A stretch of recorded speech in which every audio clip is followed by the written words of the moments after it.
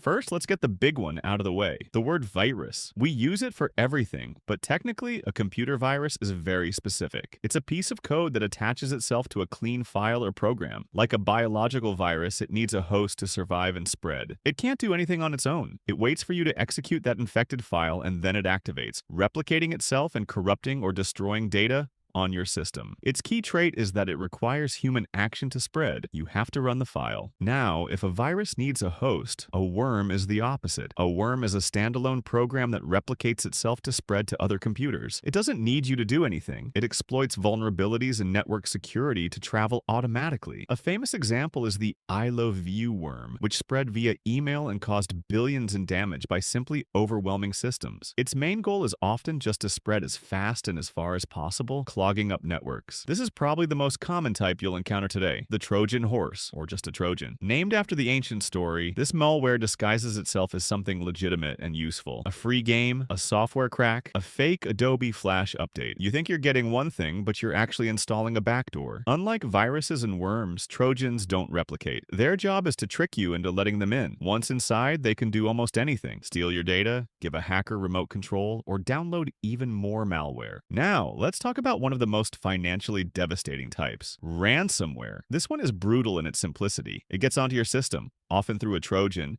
and then it encrypts all your files, your documents, your photos, everything, locking you out completely. The attackers then demand a ransom, usually in cryptocurrency, in exchange for the decryption key. It's digital kidnapping. The advice from almost every security expert is to never pay the ransom. There's no guarantee you'll get your files back, and you're funding their next attack. The only real defense is having robust offline backups. Next up is spyware. This one is exactly what it sounds like. Its purpose is to hide on your device and spy on you. It can log your keystrokes to steal passwords and credit card numbers. It can hijack your webcam and microphone. It can track your browsing habits to sell that data to advertisers. It's not always as destructive as ransomware, but it's a massive violation of your privacy. A common subtype is the keylogger, which specifically records every single key you press. Next up, a rootkit is a collection of software tools that gives a hacker remote administrative control of your computer, all while actively hiding its presence and the presence of other malware 58. It embeds itself deep within your operating system,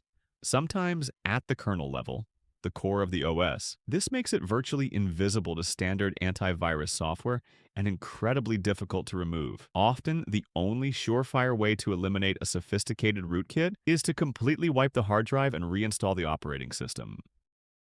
Fileless malware. This is exactly what it sounds like. Malware that doesn't install a malicious file on your hard drive. Instead, it lives entirely in your computer's memory, RAM. It's like a ghost that leaves no footprint. It works by hijacking legitimate, trusted system tools already on your computer, like PowerShell or Windows Management Instrumentation, WMI, to execute its malicious code 17. Because it uses these living off the land techniques, it doesn't trigger traditional antivirus scans that look for suspicious files. Now, let's talk about adware. While it's often considered one of the less harmful forms of malware, don't underestimate it. Its main goal is to generate revenue for the attacker by flooding you with unwanted, aggressive advertisements, pop-ups, pop-unders, browser toolbar extensions 5. But it's not just annoying. The risks associated with adware include the potential for a user's privacy to be compromised, as data captured by adware is often collated with data collected from other sources and used to create a profile of the user without their consent. And finally, let's talk about botnets. This isn't a single piece of malware, but a network of infected computers called zombies or bots. A hacker called a bot herder infects thousands of machines using worms or Trojans. These machines then lie dormant, waiting for a command. The owner of the computer usually has no idea. The bot herder can then order all these machines to attack a website simultaneously, overwhelming it and taking it offline. This is called a DDoS attack. So your computer could be part of a massive cyber attack and you'd never even know it.